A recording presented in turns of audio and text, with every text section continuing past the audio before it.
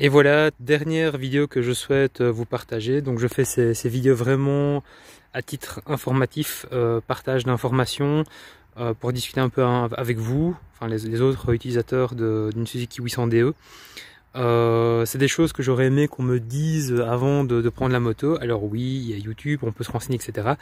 Mais c'est jamais des conseils ciblés. Et franchement, on peut vous dire 10 fois la même chose. Il y a d'une manière ou d'une autre que vous comprendrez mieux que certaines autres façons. Alors, avant de démarrer en off-road, il y a 7 choses à faire pour moi, au minimum. En partant du principe que vous avez déjà des pneus à crampons, que vous avez déjà le sabot moteur et les crash bars, ça c'est la base. Il y a 7 réglages entre guillemets à faire pour sa première sortie en off-road. Je vais la faire en vidéo pause, on va commencer avec l'écran.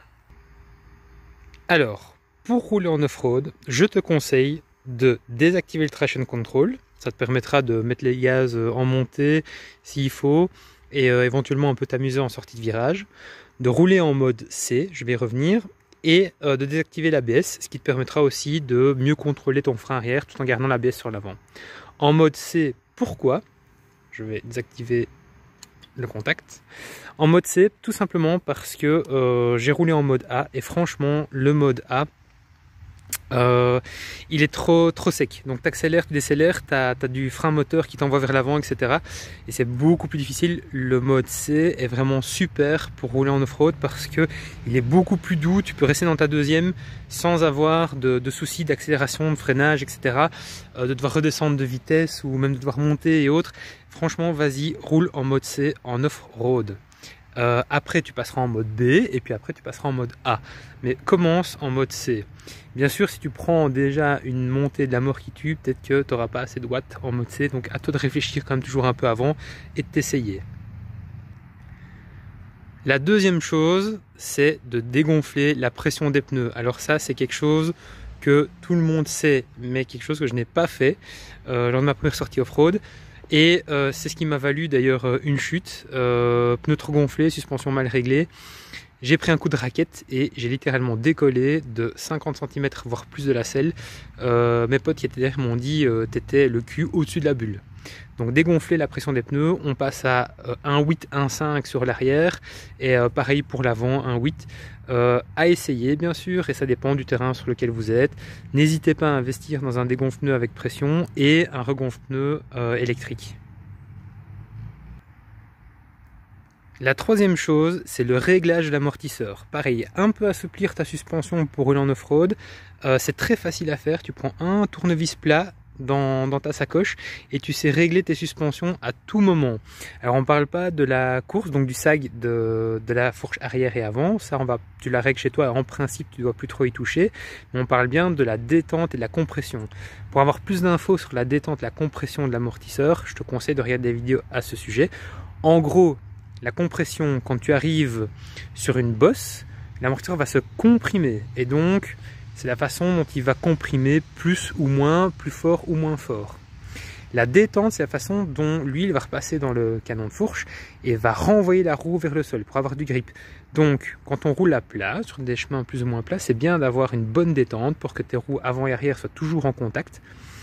Mais à voir si tu fais des côtes, etc. Il y a différents réglages. Moi, je conseille de toute façon de les assouplir un peu pour repartir en off-road. C'est de toute façon un réglage qui est différent par rapport à la route. Et je rappelle, ce n'est jamais qu'un coup de tournevis. Je vais te mettre aussi la page du manuel et les réglages d'origine pour revenir à l'origine. Je m'étale pas là-dessus. On peut faire une vidéo spécialement pour ça, mais je suis pas assez connaisseur là-dedans. Dans tous les cas, moi j'ai donné un tour pour assouplir tout et je peux te dire, ça et dégonfler les pneus, c'était le jour et la nuit dans la moto quand je suis parti en off-road. La quatrième chose, c'est ton rétroviseur. Garde ton rétroviseur gauche réglé normalement pour voir derrière toi quand tu es assis. Par contre, le droite, tu le relèves de plus ou moins 45 degrés. Comme ça, quand tu es en position debout, tu jettes un coup d'œil à droite et tu vois ce qu'il y a derrière toi. C'est quand même, je le faisais pas franchement, mais c'est quand même très important quand tu es debout de voir s'il y a quelqu'un qui te suit de trop près par exemple. Tu peux le prévenir si jamais tu vois une difficulté devant. Tu regardes, tu vois que ton pote est derrière, ça évitera qu'il te rentre dedans. Normalement, il est censé tenir ses distances, mais voir ce qu'il y a derrière toi, c'est toujours pratique. Ou la police.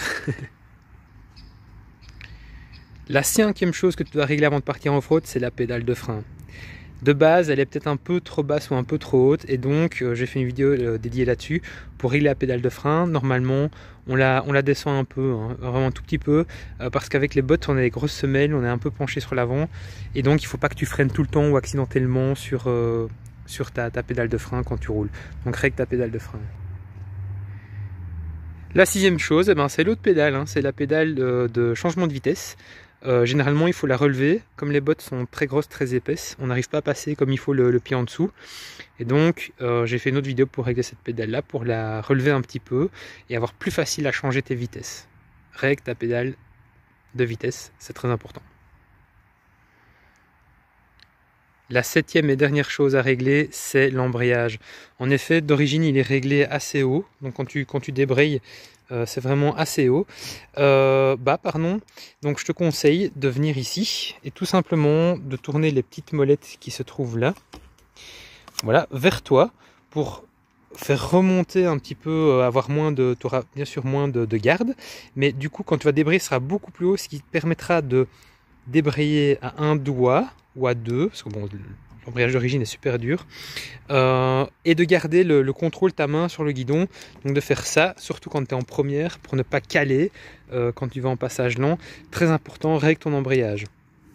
Pour le régler, tu te mets dans une petite côte et tu testes. Si ta moto recule, ouais, bien sûr tu te mets dans le sens de la montée, si ta moto recule, eh bien c'est que ton embrayage ne frotte plus, c'est qu'il est décoller. Voilà, j'espère que ces 7 conseils t'auront été utiles.